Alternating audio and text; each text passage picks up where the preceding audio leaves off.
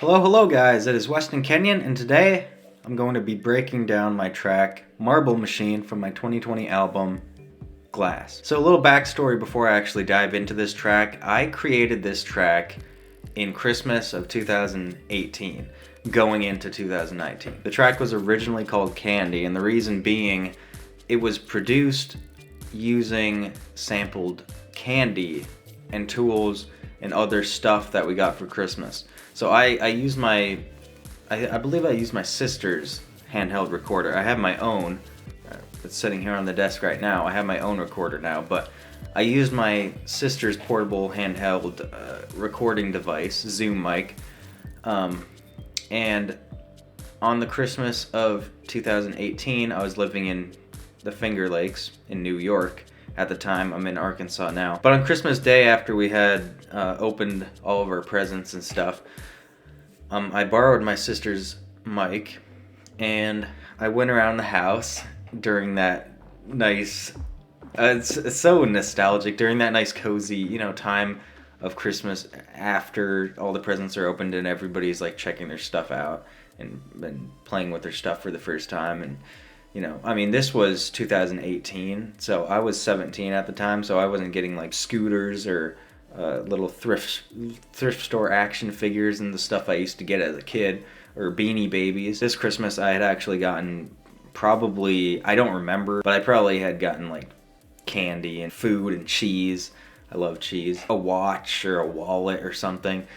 Socks. I mean, you could never have too many socks. I just went around and I recorded people using the stuff they had gotten for Christmas. And as I go through the track and isolate each sound, I'm gonna explain to you what they are and how they contribute to the track. So that's just a fun little backstory. All of the sounds you hear in the track, besides the presets that play the melody and the bass and all of the melodic elements, are sounds that I recorded, items being utilized in some capacity. So we're going to get into the track now, and actually before I start this, I need to give you a disclaimer. This is not the original track. This is actually a remaster / remix of it that I'm going to release very soon. Actually, when this goes up, it'll be already released. So the song is in the description. Please stream it if you like it, and you don't have to.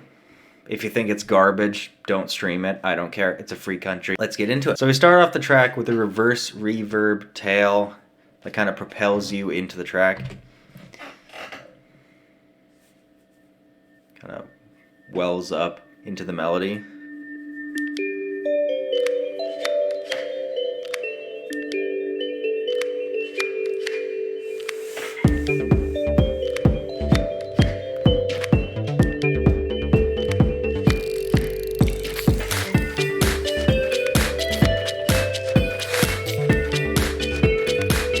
Okay, so that's, if I do say so myself, it's kind of a bop. It's very minimal. It's very minimal, like in terms of the melody and the layering and stuff. There's not a whole lot going on. There's a lot in the percussion. Obviously, I mentioned it's all sampled stuff, so there's a lot going on in the percussion and the textures and stuff, but in terms of the melody and the bass, there's not a whole lot going on. It's very basic and minimal. Of course, I started off with all the sound effects and stuff, but with the melody, I started off I just made a basic melody that I thought went kind of with the percussion. And the way I went about it was I took all of the recordings, I cut them, and I separated them all up and stuff and exported them all separately, and I actually made a sample pack with them. If you would be interested in having that sample pack, I would be happy to give it to you for free, because I still have the sample pack. I created a sample pack using all of those recorded sounds, and it's in here somewhere. It should be called, there it is, WK Candy Pack. This is it. These are all the sounds I used. So if you would be interested in getting your hands on the sound effects that I used, the sound effects that I recorded and I used in this song, hit me up, DM me on Instagram, or leave a comment under this video, because 99% I will see it and I will respond. The other 1% is YouTube not notifying me of your comment and me seeing it like 2 to 3 years afterwards. But that's YouTube's bad. I'm gonna start off by showing you the melody. It goes like this.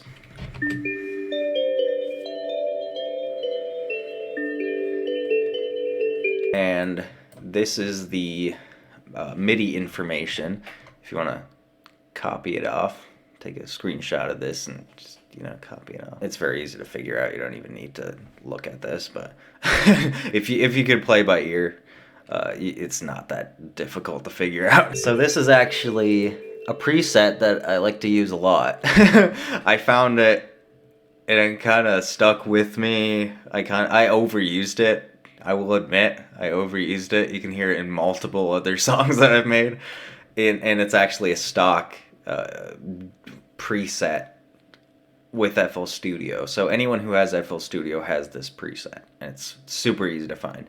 All you got to do is open up the plugin Citrus, which is a stock plugin. Go to this little arrow here. Go to presets. Just hover your cursor over the presets option. It'll open up all of the presets, and then the preset is in the category of Bell, and it's called, I don't know how to say it, Tibatron, or Tibetron. I don't know. Tibetron, I think is what I call it, but whatever your mind goes to when you see that word. This is it right here. Next, we're going to go to this sound, which kind of, like when you first hear it, it kind of takes all of your... By the way, I already mentioned this is remastered, so this audio is way better. It's mixed way better than the original. The original is way too loud. It makes it hard to listen to, especially in the car. It's just like, whoa, way too loud. I'm a strong believer of do not put anything on your master channel, your master mixer channel. Do not touch that. Except a limiter. I always put a limiter on my tracks. It's the only thing I put on the master channel. You should put a limiter because it limits, hence the name, how loud all of the sound, it kind of like compresses it and makes all of the sounds level. What I used to do, and I don't do this anymore, and I'm gonna just say right now, do not do this. Do not do this. This was my mistake when I first started. I turned the gain all the way up when I first started. I would throw a limiter on and turn the gain all the way up because, oh wow, it's good now because it's loud. No, don't do that. It makes the mix terrible, way too loud. You can see the result of that in my cover of Yanni's Marching Season on my Glass album. That song is way too loud. It ruins the audio. It makes it extremely hard to listen to. I don't even listen to that one anymore because it's really hard to listen to. It's so darn loud. Anyone seeing this right now, do not do that. Do not turn the gain all the way up. I learned that from Busyworks Beats. I think I took it the wrong way though, but he said the way to get your track to be loud is to turn the gain all the way up. I love Busyworks Beats and learned music production by watching his channel along with Curtis King, but I think I took that information the wrong way and I was like, oh, so you should do that with your tracks every time. Bottom line, don't turn the gain all the way up. That's what I regret with a lot of my past tracks is just jacking the gain all the way up. It makes it way too loud and very difficult to listen to. I went off on a tangent there. But anyway, this sound effect here is like the first thing that kind of catches your attention when the track starts. It's like, oh, whoa, what is that sound? And it's this. In context.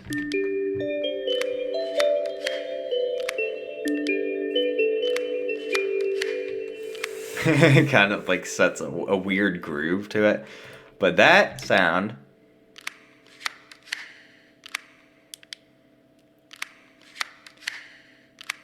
is a military grade tactical flashlight. I believe we got it for Christmas. I could be wrong. It could be a flashlight that I won on some online survey. Considering the scenario in which I recorded these sounds, I'm guessing it was a flashlight we had gotten for Christmas. And you can hear at the beginning here, it's the sound of me clicking the light on.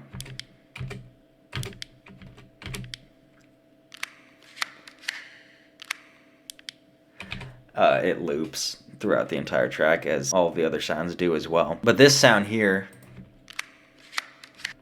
these sounds,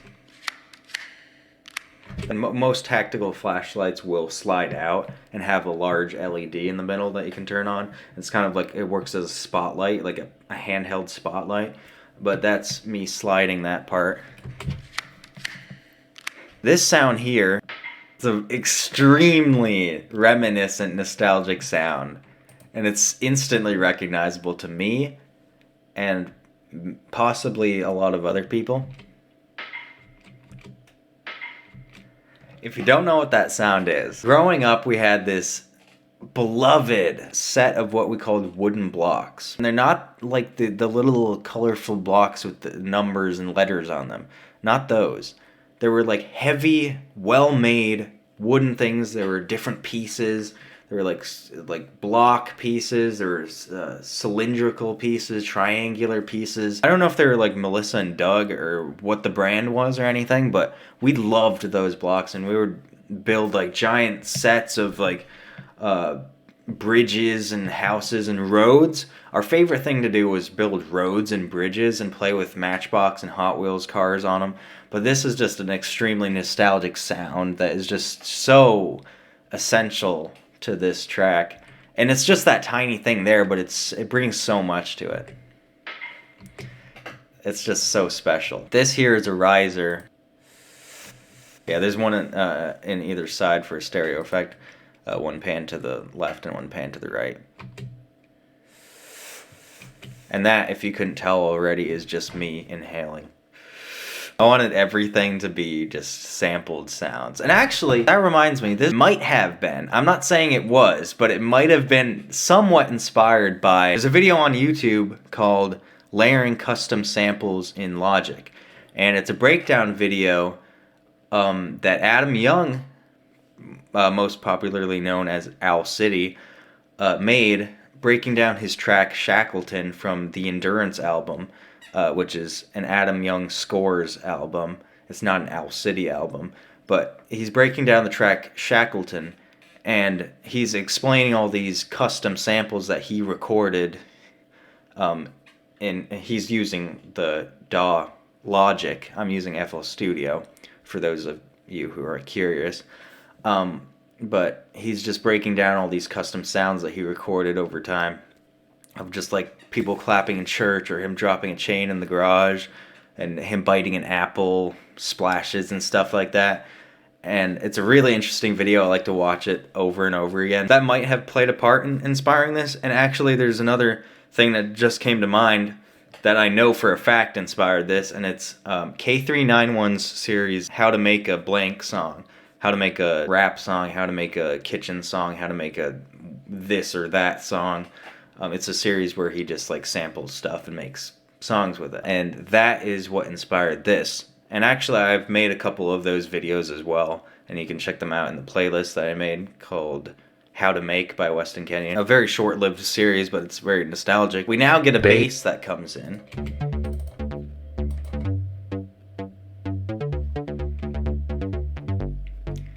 I like how like basic and kind of almost cheesy it sounds. It brings a lot of like childhood vibes to it, I guess. Like what I think of is the I Spy series by Walter Wick and Gene Marzolo. It just reminds me of like a child playing with toys and using his imagination and stuff, and like playing with wooden blocks or Matchbox cars and stuff. It just has like that very, I don't know, childhood feeling to it. Or like a fun, it was originally called Candy, as I mentioned, but then I renamed it Marble Machine because I was going to put it on my new album Glass. And the album Glass is meant to be my own personal soundtrack for the Corning Museum of Glass, which is a place that I love and a place that we've been going to for years. I renamed it Marble Machine after the marble machine that they have there at the Corning Museum. They also have one of those marble machines at the Zippo Lighter and Case Knife Museum in Pennsylvania that I've also went to. I actually have a video of that museum and a video of the Corning Museum, and you can check them out there in my playlist, America the Beautiful. So we have this bass that is actually GMS, another stock FL Studio plugin, and I'm using the preset Analog Bass 1 TE. And fun fact, it's actually the same bass that I use for every single, not even joking, every single one of my tracks for the sub bass. Here, I didn't use it for sub bass, I just used it for bass. There's a lot of ways to utilize presets. Kind of gives it a groove in contrast. We have a kick.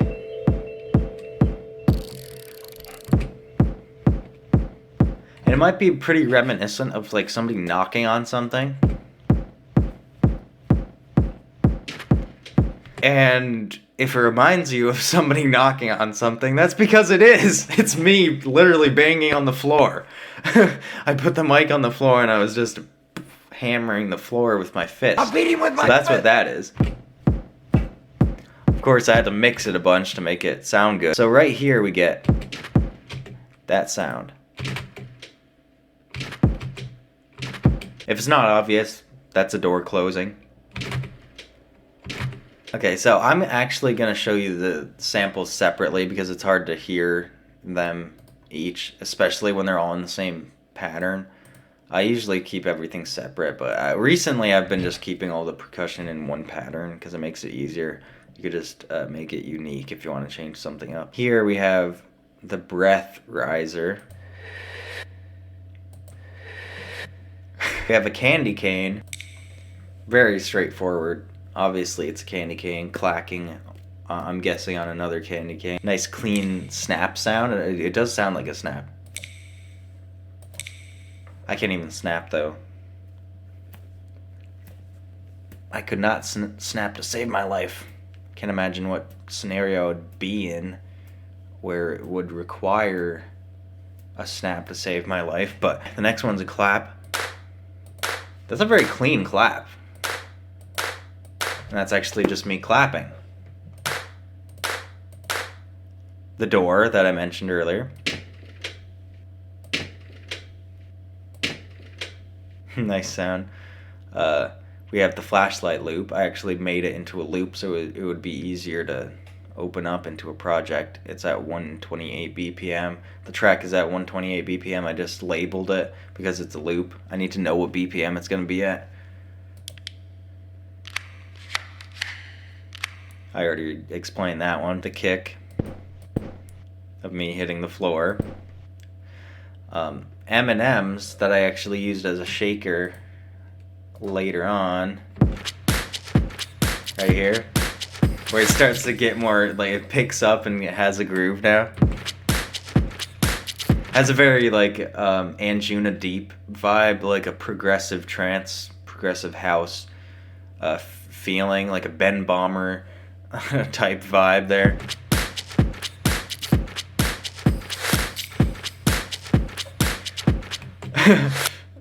I cannot stress enough how much more well produced this version is. The original was pretty bad. The M&M shaker.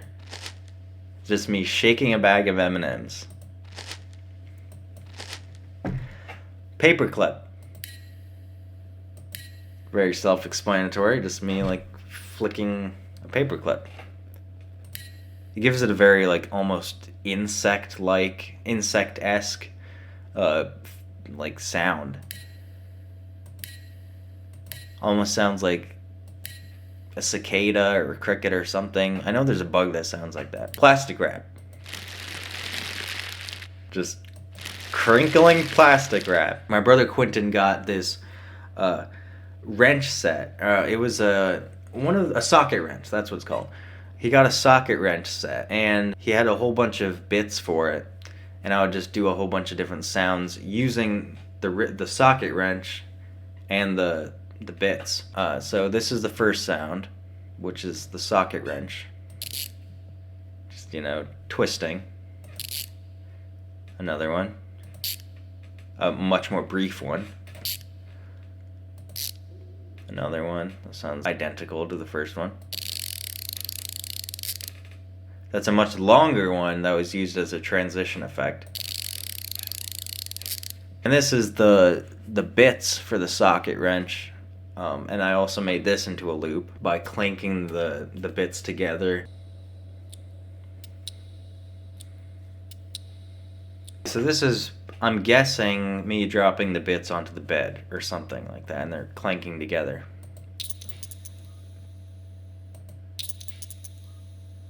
It's funny, I can hear like a little wah sound in the background if you listen closely.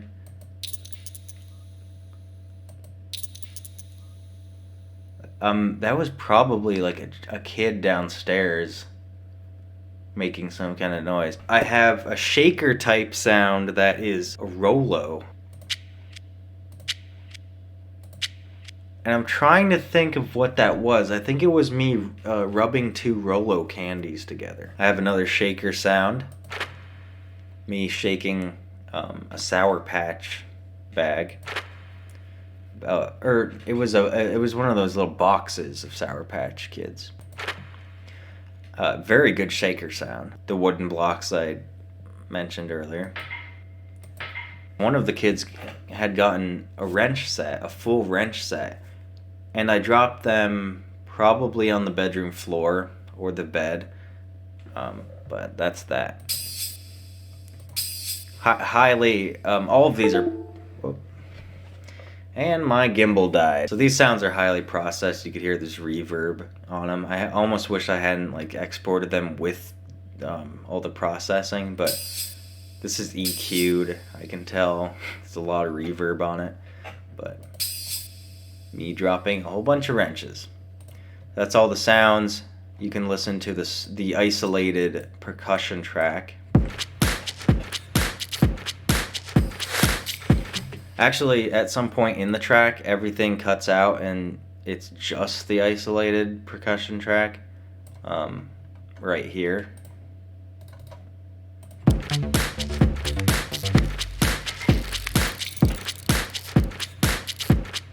You hear all the different sound effects, they're all panned around and stuff. I had to redo this whole thing. Like, I didn't just go back to this track and remix all of what was there. I redid all of this using that sample pack. Sorry, I have sinus issues. I have a deviated septum, so my nose gets messed up very frequently. I remade everything from scratch, all of the percussion at least, not the melodies. I used that sample pack that I had created, which I'm glad I made that sample pack, because all those sounds would be lost. I had to remake all the patterns and stuff, make it better, make it more groovy, and mix it better.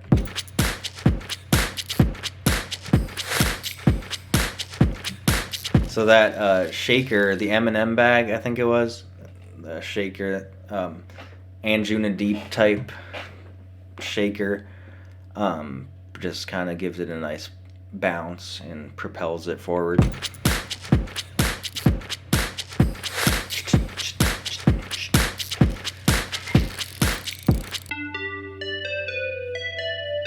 Another bell sound, and it's surprise, surprise, citrus again. I don't know which preset this is. This is called Bell.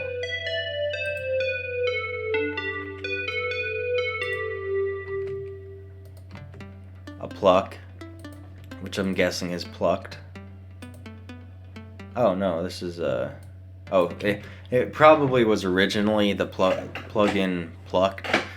I don't really use it anymore, but I replaced it. I swapped it out with my favorite plug-in, Flex, stock VST in FL Studio 20.8, I believe, and up.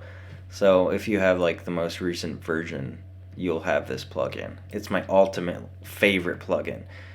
But it's Synpluck Noise from the Mobile Synth Pluck pack in the stock FL Studio plugin Flex.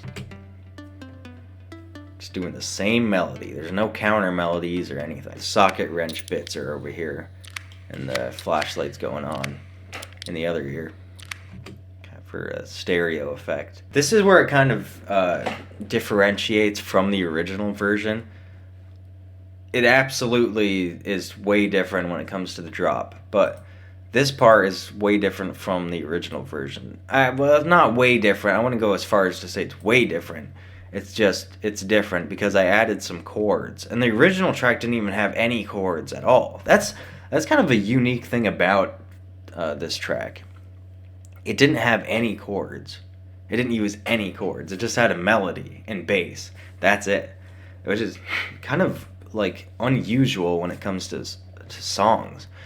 But now we have chords in this remastered version.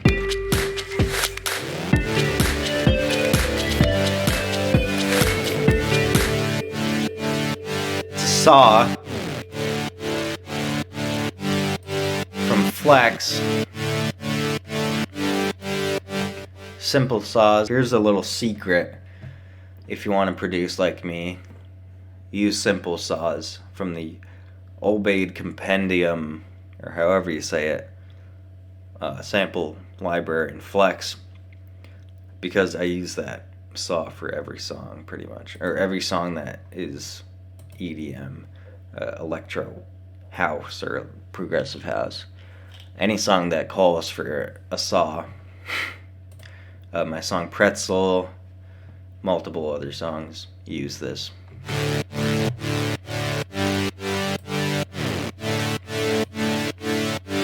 I just thought, yeah, there probably should be chords in this song. And you can see there's a pitch bend at the end. To give it kind of like a almost jerky motion, I guess. It's the only way I can figure out how to describe it. But then we have a respace, which once again wasn't in the original track.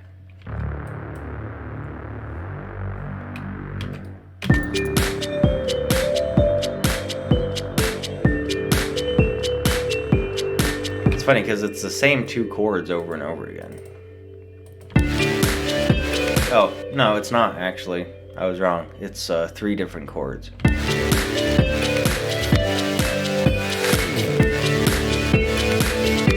But the respace is playing the same 2 notes. Back down, back up.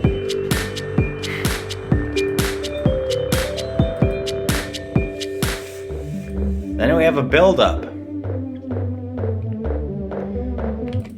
The original track, the build-up wasn't that exciting.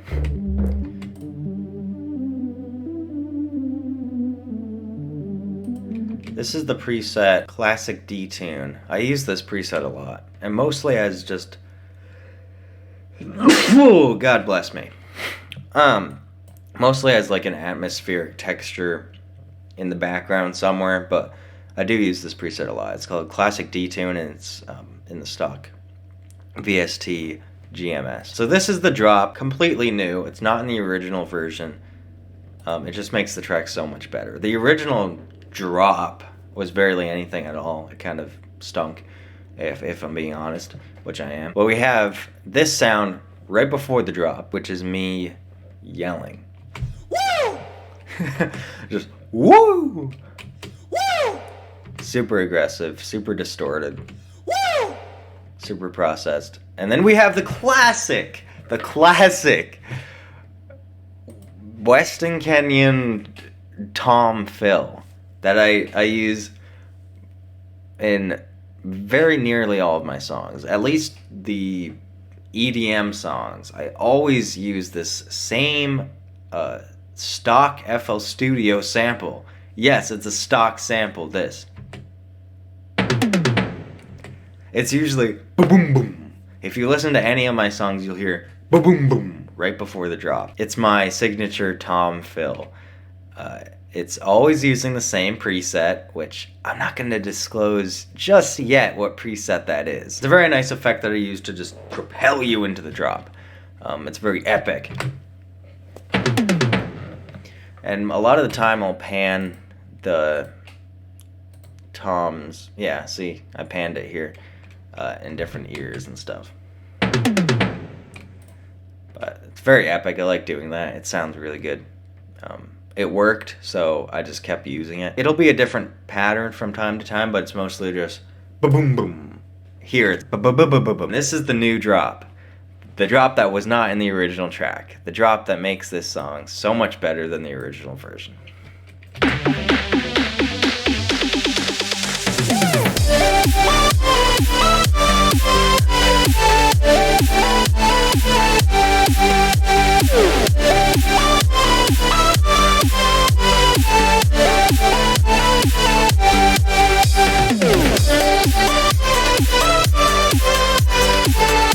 So much better than the original version. There wasn't a drop. Well, there was, but it was crap. It was garbage. We have the dubstep drums.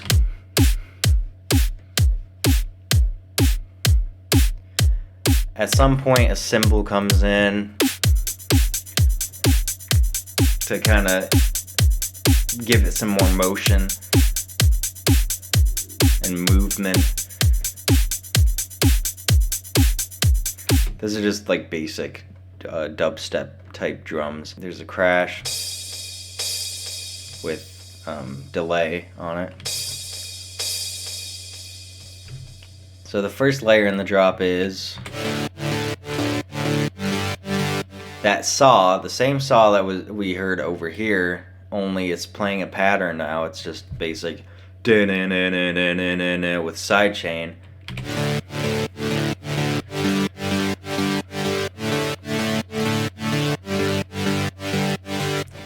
We got the sub bass, which has sidechain now. It's the same preset that I used for the bass earlier on. It's only mixed differently. Now it's actually treated as sub bass.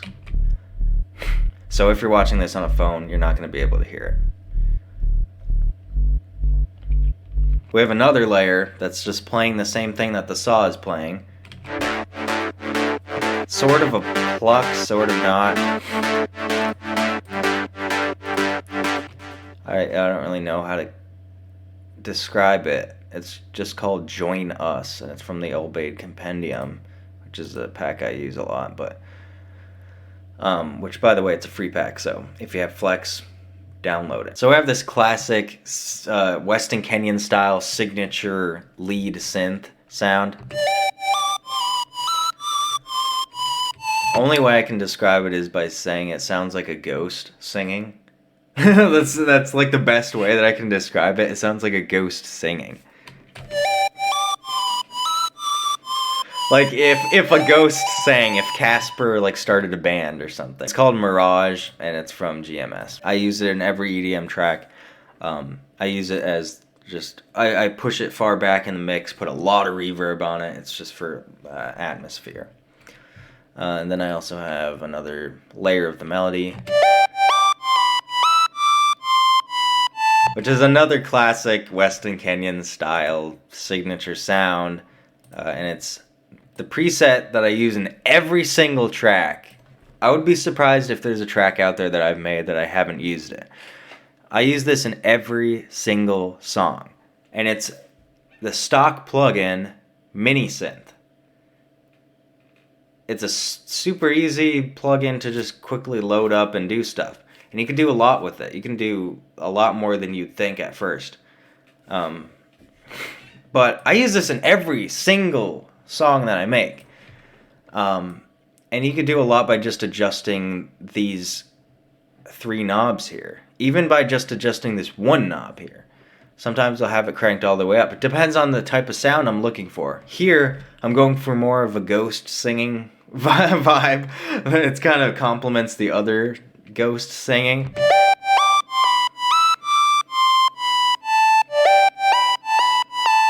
Again, it has sidechain to kind of give it some movement. But in the middle here, that's what type of sound you'll get from it. If you crank it all the way up, you'll get a much different effect. You'll get a more K391 type of feeling from it.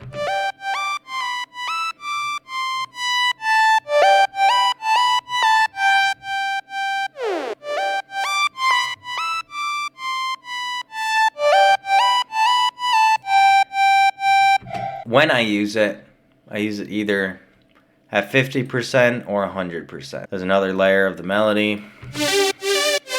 Same old thing. And it's classic D-tune again. We had that earlier. And then there's another layer that comes in later on in the second half of the drop, which is a pluck. Using the Synpluck Buzzy effect from the mobile Synthpluck pack in Flex, just to kind of propel it. Another layer of the melody. Okay, so this is a preset that I use for every synth solo in my songs. Most of the songs aren't even released yet, but you'll hear this a lot more in the future. and it's a preset that I love to use for synth solos. I use it for every synth solo, pretty much. And it's the preset Titania from the Safe Samir Synthwave pack in Flex. I always use this.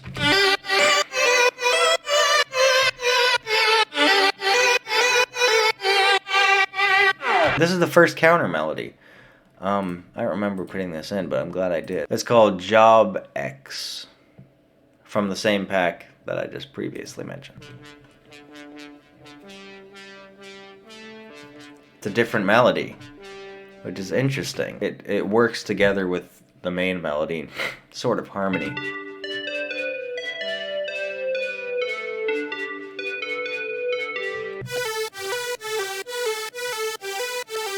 That's just during the second drop to kind of give it more movement.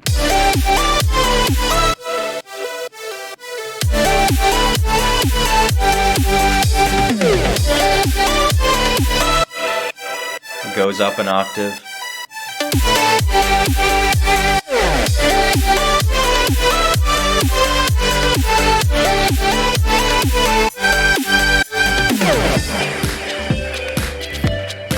I like the contrast between the heavy dubstep drums and the just, you know, pretty soft, pretty chill sampled sounds.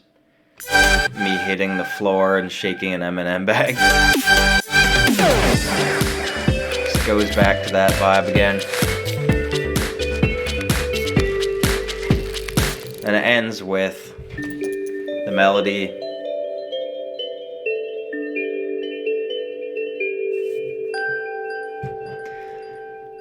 And some delay on the original preset closes the track for us. And that is all. That is the story and breakdown of my track, Marble Machine, from my 2020 album, Glass. You can listen to it now. Please stream it. I think it's a pretty iconic track at this point. It's not super popular, but I don't really care. My sister loves it, and that's good enough for me. Shout out to AJ Jordan. It's a track that he's brought up many times, so apparently he likes it. That is it for today.